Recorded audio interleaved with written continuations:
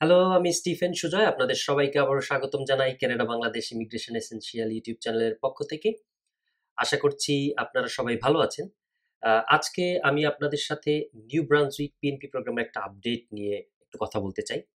আমি এখানে একটা ভিডিও শেয়ার করতে চাই। আমার ভিডিওর মধ্যে একটা ভিডিও শেয়ার করতে চাই ওনাদের ওই প্রভিন্স থেকে। যে ওনাদের এই প্রভিন্সিয়াল নমিনি প্রোগ্রাম নিয়ে আগামী ২-৩ বছরের প্ল্যান আসলে কি? এবং যে আপনারা জানেন যে কানাডাতে প্রত্যেকটা প্রভিন্সে এখানে এইজিং পপুলেশনটাকে একটা বড় সমস্যা আমি বলবো না, কিন্তু একটা কনসার্নের বিষয় হয়ে দাঁড়াচ্ছে যে তারা এই পপুলেশনটাকে কিভাবে রিপ্লেস করতে পারে, এত মানুষ তারা কোথায় পাবে। এই জন্যই আপনারা হয়তো ইমিগ্রেশন লেভেল প্ল্যান দেখছেন যে আগামী ২-১ বছরের মধ্যে তাদের অনেক ইমিগ্রেন্টস নেওয়ার প্ল্যান আছে। এখন তারা কিভাবে নেবে, আদৌ আপনারা এই প্রোগ্রামগুলোতে কোয়ালিফাই করতে পারবেন কিনা, কতটুকু সুবিধা আপনাদের জন্য এখানে আসবে বলে মনে হয়, সেই বিষয়গুলো নিয়ে ছোট্ট একটা ভিডিও আমি একটু শেয়ার করবো। আমি এই ভিডিওটা আজকে দেখছিলাম, দেখতে দেখতে আমার মনে হলো যে আমি আপনাদের সাথে এই ভিডিওটা শেয়ার করা উচিত। তো ভিডিওটা হয়তো বা ৬ থেকে ৬.৫ মিনিটের মতো হবে, আপনারা ধৈর্য ধরে দেখবেন। এবং এই ভিডিওটার পাশাপাশি আমি আরও বেশ কয়েকটা আপডেট নিয়ে একটু ছোট্ট করে আজকে কথা বলবো। এবং আমি চেষ্টা করব আগামী ভিডিওতে নিউ ব্রান্সউইক পিএনপি প্রোগ্রাম নিয়ে একটা ডিটেল ভিডিও করার জন্য। আমি দেখেছি আমার মোটামুটি সব প্রভিন্স নিয়ে একটা দুইটা করে ভিডিও আছে, কিন্তু নিউ ব্রান্সউইক নিয়ে কোনো ভিডিও এখনো পর্যন্ত নেই। তো আমি চেষ্টা করব সেটা পরবর্তী পর্বে সেটা করার জন্য। তো চলুন আমরা দেখি এই ভিডিওটাতে আমরা দেখে কি বুঝতে পারি আমাদের জন্য আসলে কতটুকু সুযোগ সুবিধা আসবে ভবিষ্যতে। MLA for St. John Harbour, Député de Saint-Jean-Havre. She was first elected last September in the 2020 elections. She has quite a hefty portfolio, but they all seem to interconnect. Minister responsible for economic development and small business, Minister responsible for opportunities New Brunswick, Minister responsible for immigration, and Minister of Aboriginal Affairs. Thank you for joining us, Madam Minister. Thank you for having me. Madam Minister, since all of those portfolios interconnect, and we have an aging population in the province, an aging labor force, since you are responsible for immigration, how do you see your portfolio or the province investing more or developing more strategies to attract more immigrants to the province? Well, as you know, immigration is actually going to be key to our future economic success.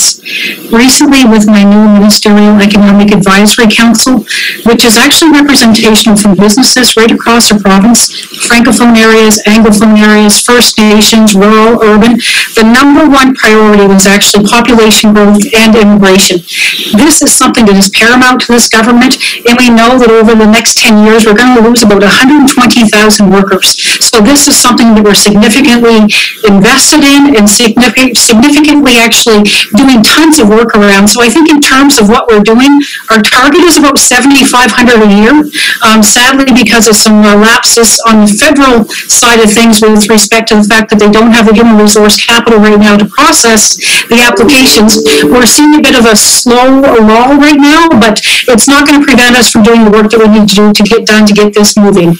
Now, Madam Minister, we know it's a government initiative, but is there a role for the population to play in helping government attract immigrants to our communities? Absolutely, there's a huge role. And I think that role has to be centered around diversity and inclusion. We have to be open, and we have to welcome people with open arms. That is paramount. And we have to support one another, and we have to connect to one another. And that's why community engagement is so important. Are there any particular areas that you're looking at to engage our communities with the process that you have in mind? Well, there's been lots of reach out in terms of the multicultural associations, and I think from the employer's perspective as well, that's huge.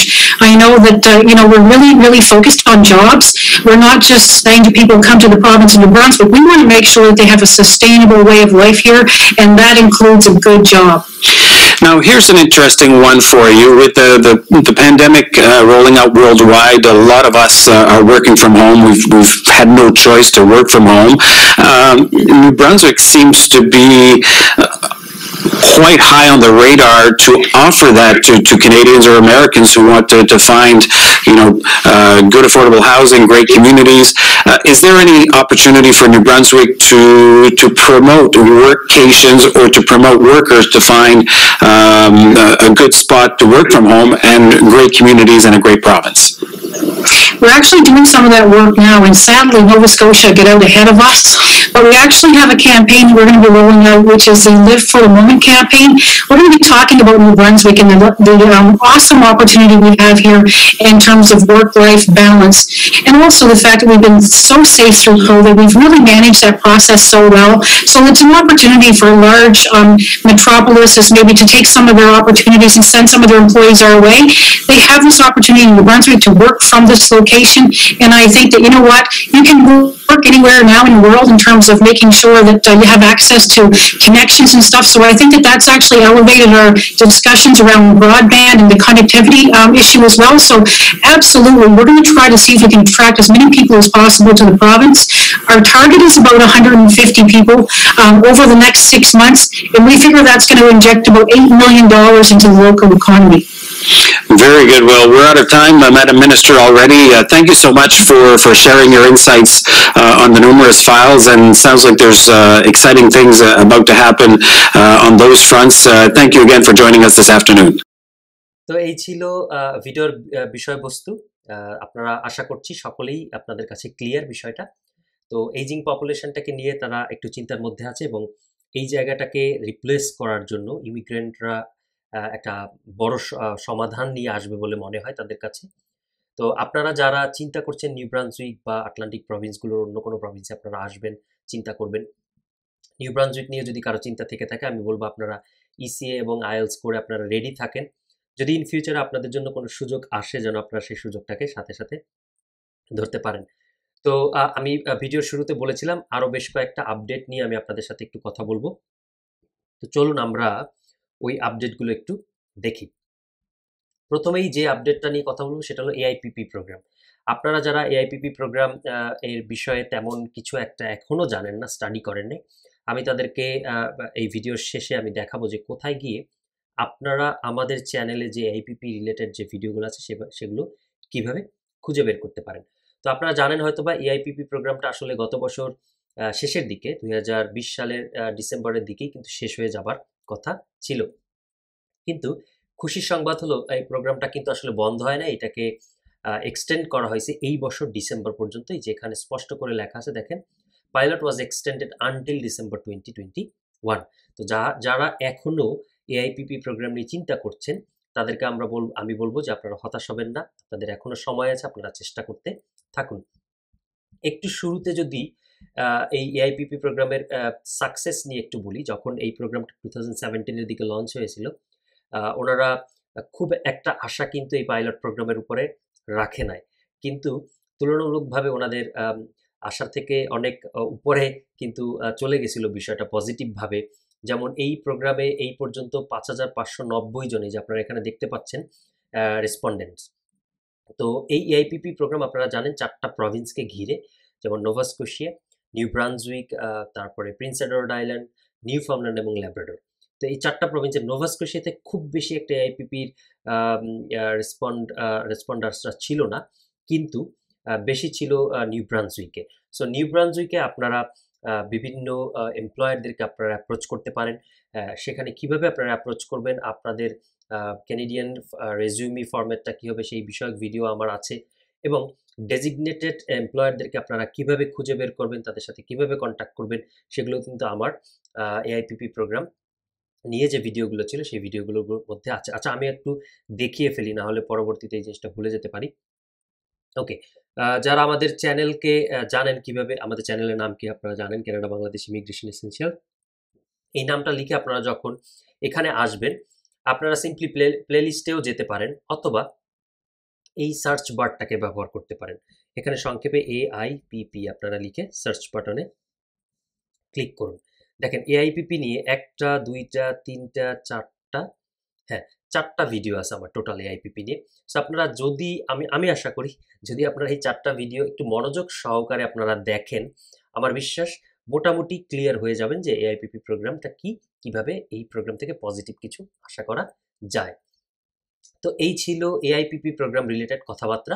আর একটা update, একটা important একটা update আমি আপনাদের সাথে share করতে চাই, সেটা হলো যারা 18 মার্চের পরে আপনারা সিওপিআর পেয়েছেন, confirmation of permanent residency hold করে আছেন, এবং আপনারা ট্রাভেল করবেন বলে চিন্তা করছেন, এই বিষয়ক একটা আপডেট কিন্তু আমাদের ফেসবুক গ্রুপে আমি দিয়েছিলাম গত সপ্তাহে।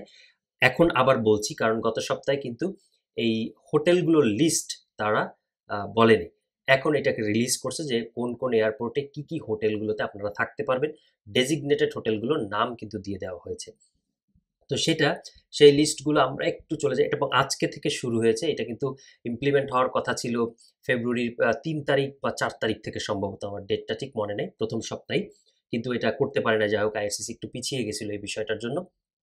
এবং আপনারা এই নিউজটা একটু ভালো করে পড়বেন। আপনাদের কত খরচ হতে পারে ৩১৯ থেকে ৩৩৯।